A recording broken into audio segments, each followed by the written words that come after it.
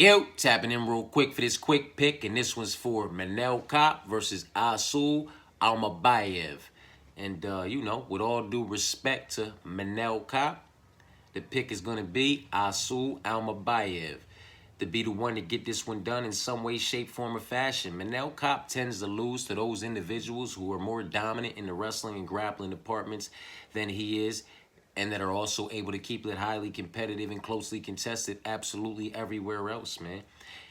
It is what it is. You come in the UFC, you lose to Alexander Pantoja.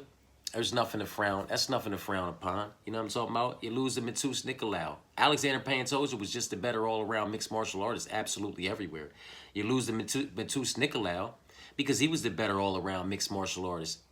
He was able to keep it highly competitive and closely contested absolutely everywhere while being the more dominant wrestler and grappler. So he edged you out via split decision.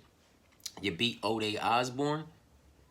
Who the fuck cares and who the fuck hasn't? Denzel Zumagoloff, the same can be said. And David Dvorak, the same can be said. Felipe Dos Santos was just an undefeated individual who looked dangerous coming from the Shuto box, who had the hair blonde like Charles Oliveira, and quite a few of them, came in like that looking dangerous and went right back out the same fucking way. You know what I'm talking about? So there's nothing to call home about, man.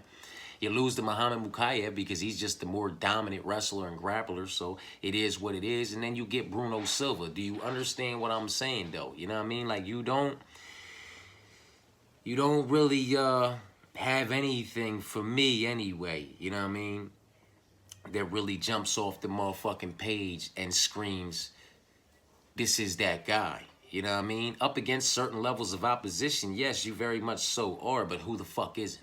You know what I'm talking about? Nothing to frown about when it comes to the losses, but nothing to call home about when it comes to the wins. So as good as he's been looking, I mean, look who he's been looking good up against. And when he has his speed bumps, look at who those speed bumps are up against. You know what I mean? Now, Almabayev, there's nothing crazy going on over here. Ode Osborne, who the fuck hasn't? CJ Vergara, and Jose Johnson, who the fuck hasn't? But Matus Nicolau, he was the more dominant wrestler and grappler when he fought Matus Nicolau. Now, timelines are a bit different, so it is what it is. Take it into consideration for what it's worth. But I do believe Almabayev to be the more dominant wrestler and grappler, and just probably a bit more dangerous. I believe Manel's faster, but Asu hits harder, man. And Manel's been submitted twice. Asu can get it done via submission. He can get it done anywhere. So it is what it is. Asu's going to be the pick.